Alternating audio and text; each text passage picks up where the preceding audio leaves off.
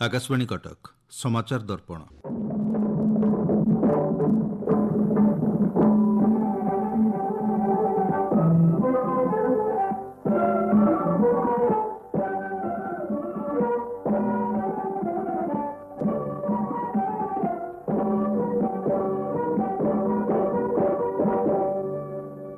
चलित मास 11 तारिख में राज्य में लागू होब आयुष्मान भारत प्रधानमंत्री जन आरोग्य एवं गोपबंधु जन आरोग्य संयुक्त योजना। ए संपर्क में राज्य स्वास्थ्य मंत्री मुकेश महालिंग सूचना देइछन्ति। मुख्यमंत्री मोहन चरण माझी और केन्द्र स्वास्थ्य मंत्री जगत प्रकाश नड्डा मिलित भाव कटक बालीयात्रा पड़ियारे एक स्वतंत्र कार्यक्रम में एहार लोकार्पण करिवे। मुकेश महालिंग ए संपर्क में सूचना देई कहिसन्ति, एहाकु लोकार्पित करिवे मुख्यमंत्री मोहन चरण माझी जी एवं यूनियन कैबिनेट मंत्री जगत प्रसाद नड्डा जी तांको सहित रहिबे 3 जन यूनियन कैबिनेट मंत्री धर्मेंद्र प्रधान जी, जोएल ओराम जी एवं अश्विनी वैष्णव जी। आयुष्मान भारत योजना एवं गोपबंधु आरोग्य योजना रे आमे ओडिशा प्रदेश रो 1 कोटी 3 लाख परिवार को शामिल करिवु।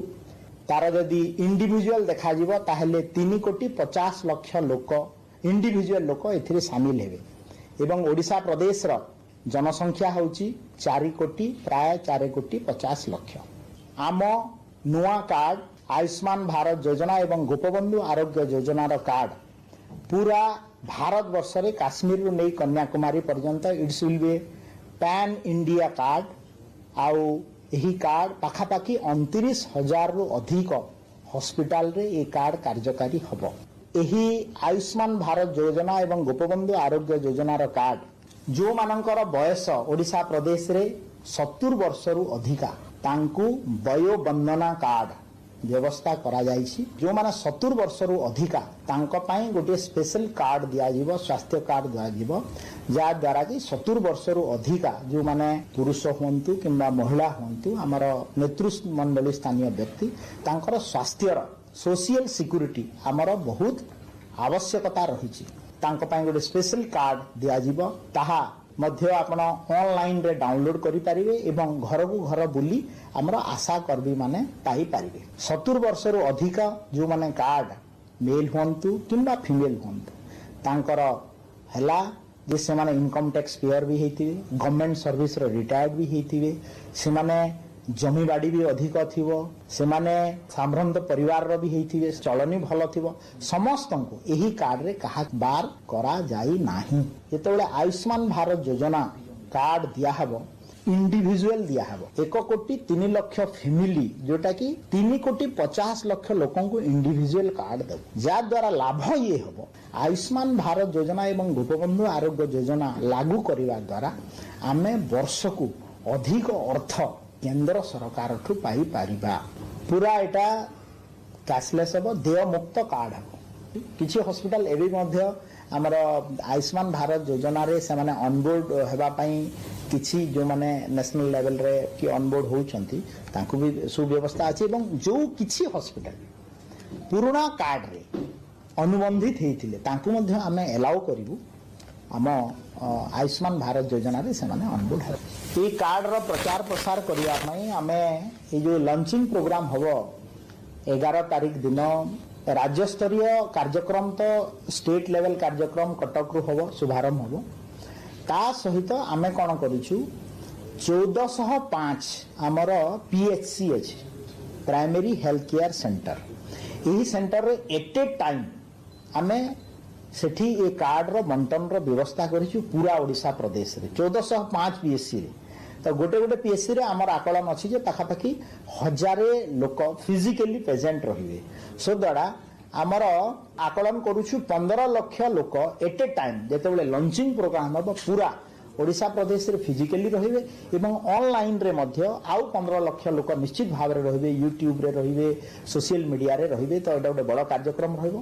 ता सहित आर व्यापक प्रचार प्रसार करिवा पई आमे स्वास्थ्य चेतना रथ 7 दिन पर्यंत 11 तारिख रु 7 दिन पर्यंत आमे गाड़ी गोटे गोटे पीएससी रो एरिया गोटे पीएससी रो एरिया पाखापाखि 5टा रु 7टा ग्राम पंचायत से 7 दिन पर्यंत गाँव रे गाँ बुली बोली ये प्रचार प्रसार करिवो एलईडी टीवी माध्यम रे प्रचार हेबो आशा कर्मी माननको एथिरे सुव्यवस्थित कराहाइछि आम ओडिशा प्रदेश रे पाखापाखि 35,000 कॉमन सर्विस सेंटर अछि तो आमे कोन करिछु कॉमन सर्विस सेंटर सहित आशा दीदी मानकर गोटे मीटिंग कराहाइछि जेतेबेले गोटे आशा दीदी गोटे गाँव कॉमन सर्विस सेंटर रो जणे आशा दीदी सहित जीव गोटे लोकंक पाखक जीवे एवं ऑनलाइन रे तांकर कार्ड जेतेबेले तांको देबे सेथिरे थंब इंप्रेशन नै आधार ऑथेंटिकेशन करिवे जा द्वारा से कार्ड पाइला परे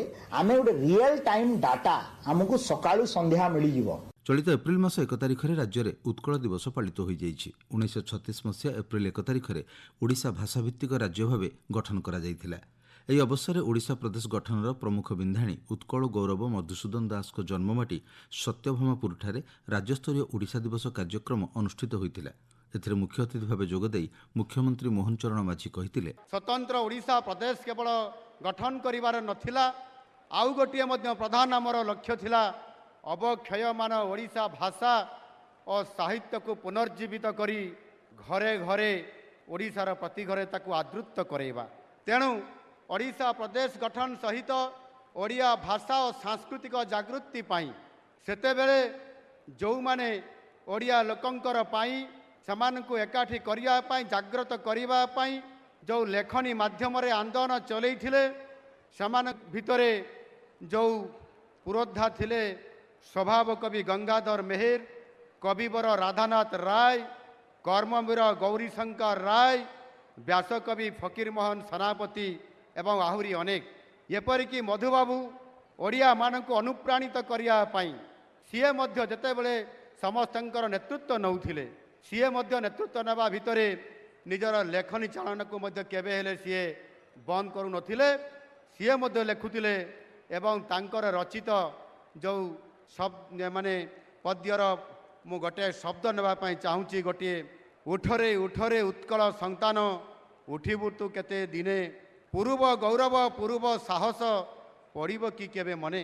ଲକ୍ଷ ଲକ୍ଷ ଆନ୍ଦୋଳନକାରୀଙ୍କୁ ତାଙ୍କର ଏହି ଡାକରା ବହୁତ ଉତ୍ସାହିତ କରିଥିଲା ଏବଂ ସମସ୍ତେ ଓଡ଼ିଆ ଲୋକଙ୍କର ପାଇଁ ଓଡ଼ିଆ ଲୋକଙ୍କୁ ଏକାଠି କରିବା ପାଇଁ ଓଡ଼ିଆ ସଂସ୍କୃତି ଭାଷା ସାହିତ୍ୟକୁ କିଭଳି ଭାବରେ ପୁନର୍ଜୀବିତ କରିବା ପାଇଁ ସମସ୍ତେ ବାହାରି ପଡ଼ିଥିଲେ। ମଧୁବାବୁଙ୍କର ଡାକରେ ସାରା ଓଡ଼ିଆ ଜାତି ଏକତ୍ରିତ ହୋଇ ଏବଂ 89 ବର୍ଷ ପୂର୍ବେ ଅର୍ଥାତ୍ ଆଜିର ଦିନରେ ଆମେ ସ୍ୱତନ୍ତ୍ର ଭାଷାଭିତ୍ତିକ ରାଜ୍ୟ ଆମେ ଗଠନ କରିଛୁ। ସାରା ଭାରତରେ ଓଡ଼ିଶା ଥିଲା ପ୍ରଥମ ଭାଷାଭିତ୍ତିକ ରାଜ୍ୟ। ମହାନ ଭାରତ ବର୍ଷରେ ରାଜ୍ୟ ଗଠନ ପାଇଁ ଓଡ଼ିଶାର ସଂଗ୍ରାମ ଥିଲା ଅନ୍ୟ ସମସ୍ତଙ୍କର ପାଇଁ ଏକ ମାର୍ଗଦର୍ଶକ। ଏହାପରେ ଦେଶର ଅଧିକାଂଶ ରାଜ୍ୟ ଯେଉଁ ଭାଷାଭିତ୍ତିକ ରାଜ୍ୟ ଗଠନ ହୋଇଥିଲା ଓଡ଼ିଶାର ନେତୃତ୍ୱରେ ମଧୁବାବୁଙ୍କ ନେତୃତ୍ୱରେ ଏବଂ ସମୟ ଆସିଲା ସେହି ମଧୁବାବୁଙ୍କର ଯେଉଁ ଆଦର୍ଶ ଏବଂ ଯେଉଁ ନେତୃତ୍ୱ ତାହା ଅନ୍ୟ ରାଜ୍ୟ ପାଇଁ ଏକ ମାର୍ଗଦର୍ଶକ ଏବଂ ପ୍ରେରଣାର ଉତ୍ସ ହୋଇକି ରହିଲା। ଆଉ ସେହି ଅବସରରେ ଅନେକ ଦେଶର ଅନେକ ରାଜ୍ୟ ସେମାନେ ମଧ୍ୟ ଆନ୍ଦୋଳନ କଲେ ଭାଷାଭିତ୍ତିକ ରାଜ୍ୟ ପ୍ରତିଷ୍ଠା କରିବା ପାଇଁ ଏବଂ ମଧୁବାବୁଙ୍କର ଇଏ ପ୍ରେରଣାରେ ସେମାନେ ମଧ୍ୟ ସଫଳ ହୋଇଥିଲେ। ଏହି ଅବସରରେ ଓଡ଼ିଶା ଭୂଖଣ୍ଡକୁ ଏକତ୍ରିତ କରି ଏକ ସ୍ୱତନ୍ତ୍ର ରାଜ୍ୟ ଭାବେ ଗଠନ କରିବା ପାଇଁ ଯେଉଁ ମହାନ ବରପୁତ୍ରମାନେ ସାରା ଜୀବନ ସଂଗ୍ରାମ କରିଥିଲେ ସେଇମାନଙ୍କୁ ମଧ୍ୟ ମୁଁ ପ୍ରଣାମ ଜଣାଉଛି। ଏହି ଅବସରରେ ଭୁବନେଶ୍ୱର ଜୟଦେବ ଭବନରେ ଆୟୋଜିତ ରାଜ୍ୟସ୍ତରୀୟ କାର୍ଯ୍ୟକ୍ରମରେ ଯୋଗ ଦେଇଥିଲେ ଓଡ଼ିଶା ବିଧାନସଭାର ବାଚସ୍ପତି ସୁରମା ପାଢ଼ୀ। ସେ କହିଥିଲେ, ଚାହୁଁ ଚାହୁଁ 100 ବର୍ଷରେ ପଦାର୍ପଣ କରିବ ଆମେ 1936 ମସିହାରେ ଭାଷା ଆଧାରରେ ଗଠିତ ହୋଇଥିବା ଗୋଟିଏ ରାଜ୍ୟର ମାନ୍ୟତା ପାଇଥିଲେ। ଭାରତବର୍ଷ ଯେତେବେଳେ ପରାଧୀନ ସେତେବେଳେ ଓଡ଼ିଶା କିଏ କହେ ଓଡ଼ିଆ ବହୁତ ପଛୁଆ ବୋଲି ଆମକୁ ବେଳେବେଳେ ହୀନମନ୍ୟତାର ଶିକାର ହେବାକୁ ପଡ଼େ। ଆମେ କ'ଣ ଆଗକୁ ଆଗେଇ ପାରିବା ନାହିଁ କି? ଭିନ୍ନ ଭିନ୍ନ ସମୟରେ ଭିନ୍ନ ଭିନ୍ନ କଥା କୁହାଯାଏ, କିନ୍ତୁ ନା ଯେତେବେଳେ ଭାରତବର୍ଷରେ ଅନ୍ୟାନ୍ୟ ରାଜ୍ୟମାନେ କେତେବେଳେ ରାଜ୍ୟ ଗଠନର ପରିଭାଷା ରାଜ୍ୟର ସ୍ୱତନ୍ତ୍ରତା ସୃଷ୍ଟି କରିବା ପାଇଁ ଯେତେବେଳେ ସେମାନଙ୍କ ଭିତରେ ଚେତନା ଜାଗ୍ରତ ହୋଇନଥିଲା ସେତେବେଳେ ଓଡ଼ିଆ ନିଜ ପାଇଁ ନିଜ ମାଟିର ସୁରକ୍ଷା ପାଇଁ ନିଜ ମାତୃଭାଷାର ସୁରକ୍ଷା ପାଇଁ ମା ମାଟି ମାତୃଭାଷା ପ୍ରତି ସମସ୍ତଙ୍କ ମନରେ ଯେଉଁ ଗର୍ବର ଭାବନା ରହିବା କଥା କଥା ତାହା ଯଦି କୋଉଠି ହେଇଥିଲା ତାହେଲେ ସେ ଓଡ଼ିଶାରେ ଓଡ଼ିଆ ଜାତି ଭିତରେ ହେଇଥିଲା, ଜାଗ୍ରତ ହେଇଥିଲା। ଏ ବୀର ଜାତି ଭିତରେ ସେ ଭାବନା ଜାଗ୍ରତ ହେଇଥିଲା ଏବଂ ସେମାନେ ଏକୀକୃତ ହେଇଥିଲେ। ଗୌରବର ଇତିହାସ ଏବଂ ସେଭଳି ଭାବରେ ଆମେ ଭାବିଲେ ଆଜି ଆଶ୍ଚର୍ଯ୍ୟ ଲାଗେ, ଆମେ ଏକାଠି ହେଇଥିଲେ, ଆମ ପୂର୍ବପୁରୁଷ ଏକାଠି ହେଇଥିଲେ ଭାଷା ଆଧାରରେ ଏବଂ ମାଟିର ସୁରକ୍ଷା, ମାଟିର ଭାଷା ଆଧାରରେ ଗୋଟିଏ ରାଜ୍ୟ ଗଠନ କରିବାର ପରିକଳ୍ପନା କରିଥିଲେ। ସେମାନେ ସଫଳ ହୋଇଥିଲେ। ମୁଁ ସେହି ଦିବଙ୍ଗତ ଓଡ଼ିଆ ଭାଷା, ସାହିତ୍ୟ ଓ ସଂସ୍କୃତିର ସୁରକ୍ଷା ତଥା ଓଡ଼ିଆ ଜାତିର ସ୍ୱତନ୍ତ୍ର ପରିଚୟ ପାଇଁ ଯେଉଁମାନେ ନିରବଚ୍ଛିନ୍ନ ସଂଗ୍ରାମ କରିଥିଲେ, ମୁଁ ସେହି ସମସ୍ତ ଦିବଙ୍ଗତ ନେତୃତ୍ୱଙ୍କ ଚରଣରେ ଭକ୍ତିପୂତ ଶ୍ରଦ୍ଧାଞ୍ଜଳି ଅର୍ପଣ କରୁଛି। ସେମାନେ ଆମ ପାଇଁ ଆଦର୍ଶ ହୁଅନ୍ତୁ। ସେମାନଙ୍କ ପଥ ଅନୁକରଣ କରି ଆମେ ମଧ୍ୟ ଆମକୁ ନିଜକୁ ଗର୍ବିତ ଏବଂ ଗୌରବାନ୍ୱିତ ଅନୁଭବ କରିବା। ଆଜି ଦିନରେ ଏହା ନିଶ୍ଚିତ ଭାବରେ ଆମର ସଂକଳ୍ପ ହେବା ଦରକାର। ଆମେ କେଉଁଠି ପଛରେ ନୁହେଁ, ଆମେ ନିଶ୍ଚିତ ଭାବରେ ଆଗକୁ ଆଗେଇବା, ଆଗରେ ରହିବା। ନିଶ୍ଚିତ ଭାବରେ ଆମର ଏ ଯେଉଁ ଇତିହାସ ଓଡ଼ିଶା ପ୍ରଦେଶ ଗଠନର, ଇଏ ନିଶ୍ଚିତ ଭାବରେ ତ୍ୟାଗ ତପସ୍ୟାରେ ଭରପୁର ଏବଂ ଜାତୀୟତା ଭାବରେ ପ୍ରେରିତ ବ୍ୟକ୍ତିତ୍ୱମାନଙ୍କର ଜାତିକୁ ଏକାଠି କରିବାର ଏକ ଅଭିନବ ପ୍ରୟାସ। ଚଳିତ ବର୍ଷ ପ୍ରଥମ ଥର ପାଇଁ ଏପ୍ରିଲ ମାସ 1 ତାରିଖ ଓଡ଼ିଶା ଦିବସ ଠାରୁ 14 ତାରିଖ ଓଡ଼ିଆ ନବବର୍ଷ ପର୍ଯ୍ୟନ୍ତ ମହା ଆଡ଼ମ୍ବରରେ ପାଳିତ ହେଉଛି ଓଡ଼ିଆ ପକ୍ଷ। ଏହା ଆମ ମହାନ ଓଡ଼ିଆ ଅସ୍ମିତା, ସାହିତ୍ୟ, ସଂସ୍କୃତି, ପରମ୍ପରା, ନୃତ୍ୟ ଓ ସଙ୍ଗୀତର ଉତ୍ସବ ବୋଲି ମୁଖ୍ୟମନ୍ତ୍ରୀ ମୋହନ ଚରଣ ମାଝୀ କହିଛନ୍ତି। 1 ଏପ୍ରିଲ ଓଡ଼ିଶା ଦିବସ ଠାରୁ 14 ଏପ୍ରିଲ ଓଡ଼ିଆ ନବବର୍ଷ ପର୍ଯ୍ୟନ୍ତ ଏହି 14 ଦିନ ଆମେ ଓଡ଼ିଆ ପକ୍ଷ ଭାବେ ପାଳନ କରୁଛୁ। ଏହି ପକ୍ଷର ପ୍ରତ୍ୟେକ ମୁହୂର୍ତ୍ତ ସବୁ ଓଡ଼ିଆଙ୍କ ପାଇଁ ସ୍ୱାଭିମାନ, ସଂସ୍କୃତି, ପରମ୍ପରା ଓ ଅସ୍ମିତାକୁ ନେଇ ପ୍ରେରଣାର ସମୟ ହେଉ। ଓଡ଼ିଆ ପର୍ବ ହେଉ ଆମ ଭାଷା, ସାହିତ୍ୟ, ଖାଦ୍ୟ, ପୋଷାକ, ନୃତ୍ୟ, ସଙ୍ଗୀତ ଓ ସଂସ୍କୃତିର ଉତ୍ସବ। ଏହି ସମୟ ମଧ୍ୟରେ ଯେଉଁ ମହାପୁରୁଷ ଓ ମହୀୟସୀମାନଙ୍କ ତ୍ୟାଗ ଓ ବଳିଦାନ ଯୋଗୁଁ 1936 ମସିହାରେ ଖଣ୍ଡ ବିଖଣ୍ଡିତ ଓଡ଼ିଶାର ଏକତ୍ରୀକରଣ ସମ୍ଭବ ହୋଇଥିଲା, ସେହି ବିନ୍ଧାଣୀମାନଙ୍କୁ ଆମେ ସ୍ମରଣ କରିବା ଓ ସମ୍ମାନ ଦେବା। ଓଡ଼ିଆ ନବବର୍ଷ ଏବଂ ମହାବିଷୁବ ସଂକ୍ରାନ୍ତି ହେଉ ଓଡ଼ିଆ ଭାଷା, ସାହିତ୍ୟ ଓ ସଂସ୍କୃତିର ନୂଆ ଉଦ୍ୟମ, ନୂଆ ସଂକଳ୍ପ ଓ ବିକଶିତ ଓଡ଼ିଶାର ନୂଆ ଅବସର। ଆସନ୍ତୁ ମନ, ପ୍ରାଣ, ହୃଦୟରେ ଓଡ଼ିଆ ହେବା। ଓଡ଼ିଆ ଭାଷା, ସାହିତ୍ୟ, ଖାଦ୍ୟ, ପୋଷାକ ଏବଂ ସଂସ୍କୃତିକୁ ଆମ ଦୈନନ୍ଦିନ ଜୀବନର ଅଂଶ କରିବା ଏବଂ ଏକ ସ୍ୱାଭିମାନୀ ଓଡ଼ିଶା ଗଢ଼ିବା। ଆସନ୍ତୁ ଉତ୍ସାହର ସହିତ ଗାଁ, ସହର ଓ ପ୍ରତ୍ୟେକ ଘରେ 1 ଏପ୍ରିଲରୁ 14 ଏପ୍ରିଲ ଯାଏଁ ଓଡ଼ିଆ ପକ୍ଷ ପାଳନ କରିବା। ଖୋର୍ଦ୍ଧା ଶିଳ୍ପ ମାନଚିତ୍ରରେ ପୁଣି ଏକ ନୂଆ ଫର୍ଦ୍ଦ ଯୋଡ଼ି ହୋଇଛି। ମୁଖ୍ୟମନ୍ତ୍ରୀ ମୋହନ ଚରଣ ମାଝୀ ଖୋର୍ଦ୍ଧା ଜିଲ୍ଲାର ହଳଦୀପଦା ଓ ଅରାଙ୍ଗ ଅଞ୍ଚଳରେ 11ଟି ଶିଳ୍ପର ଭିତ୍ତିପ୍ରସ୍ତର ସ୍ଥାପନ କରିଛନ୍ତି। ହଳଦୀଦା କାଚ ଓ ଇଞ୍ଜିନିୟରିଂ କାରଖାନାର ମଧ୍ୟ ଶୁଭ ଦେଇଛନ୍ତି। ଏହି ଅବସରରେ ସେ କହିଥିଲେ, ଆଜି 13ଟି ଶିଳ୍ପ ପାଇଁ ଭିତ୍ତିପ୍ରସ୍ତର ରଖାଯାଉଛି ଏବଂ ଗୋଟିଏ ଶିଳ୍ପର ଉଦ୍ଘାଟନ ମଧ୍ୟ ଆଜି କରାଯାଇଛି। ଏହି 14ଟି ଶିଳ୍ପ ପାଇଁ ଅନ୍ୟାନ୍ୟ 6,000 କୋଟି ଟଙ୍କା ବିନିଯୋଗ କରାଯାଉଛି। ଆଜିର ଏହି ଉଦ୍ୟୋଗଗୁଡ଼ିକୁ ପୂର୍ଣ୍ଣକ୍ଷମ ହେଲେ ଏ ଖୋର୍ଦ୍ଧା ଅଞ୍ଚଳ ସମେତ ଏ ଅଞ୍ଚଳରେ ପାଖାପାଖି ପ୍ରାୟ 37,000ରୁ ଅଧିକ ଆମ ଏ ଅଞ୍ଚଳର ସମସ୍ତ ଶିକ୍ଷିତ ଯୁବକ ଯୁବତୀମାନେ ଏଥିରେ ସେମାନଙ୍କୁ ନିଯୁକ୍ତିର ସୁଯୋଗ ମିଳିବ। ସମୃଦ୍ଧ ଓଡ଼ିଶା ସ୍ୱପ୍ନକୁ ପୂରଣ କରିବା ପାଇଁ ଆଜିର ଏହି ଶିଳ୍ପ ସମୂହ ନିଶ୍ଚିତ ଭାବରେ ଆଜି ଯେତେବେଳେ ଆମେ ଉତ୍କର୍ଷ ଓଡ଼ିଶା ଏ ମାଧ୍ୟମରେ ଯେତେବେଳେ ଆମେ ଇନଭେଷ୍ଟରମାନଙ୍କୁ ଡାକିକି ଇନଭେଷ୍ଟର୍ସ ମିଟ୍ କରେଇଛନ୍ତି, ସେ ଅବସରରେ ଆମେ ଅନେକ ପ୍ରୋଜେକ୍ଟକୁ ଆମେ MOU ତ ସାଇନ୍ କରେଇଛନ୍ତି, କିନ୍ତୁ ତାର ବାସ୍ତବତା ହେଲା ସେମାନଙ୍କୁ କିଭଳି ଭାବରେ ଗ୍ରାଉଣ୍ଡିଂ କରେଇବା। ଆଜି ଆମର ସୌଭାଗ୍ୟ ଯେ ଆମେ MOU ସାଇନ୍ କଲା ପରେ ସ୍ଥିର ହେଇକି ଆମେ ବସିନାହୁଁ। ନିରନ୍ତର ଭାବରେ ଏ କାର୍ଯ୍ୟକ୍ରମକୁ କିଭଳି ଭାବରେ ଗ୍ରାଉଣ୍ଡିଂ କରାଯାଇପାରିବ, ଆଉ ସେଥିପାଇଁ ଇଏ କାର୍ଯ୍ୟକ୍ରମ ହାତକୁ ନେଇଥିବାରୁ ଆଜି ଇଏ ଗୋଟେ ପ୍ରଥମ ପାହାଚ। ଆମେ କିଭଳି ଭାବରେ ଏ ଶିଳ୍ପ ସମୂହକୁ ଆମେ ତଳ ସ୍ତରରେ ଏହାକୁ ଗ୍ରାଉଣ୍ଡିଂ କରାଇ ପାରିବା। ଗୋଟିଏ କଥା ମୁଁ ଏଠି କହିବା ପାଇଁ ଚାହୁଁଛି, ଆଜି ଓଡ଼ିଶାକୁ ଅପୂର୍ବ ସମ୍ଭାବନାର ସୁଯୋଗ ଆଜି ଆମ ପାଖକୁ ଆସିଛି। ସମାଚାର ଦର୍ପଣ ଆଜି ପାଇଁ ଏତିକି। ପ୍ରସ୍ତୁତି ଆଞ୍ଚଳିକ ସମ୍ବାଦ ବିଭାଗ ଓ ଉପସ୍ଥାପନାରେ ମୁଁ ସତ୍ୟବ୍ରତ ବେହୁରା।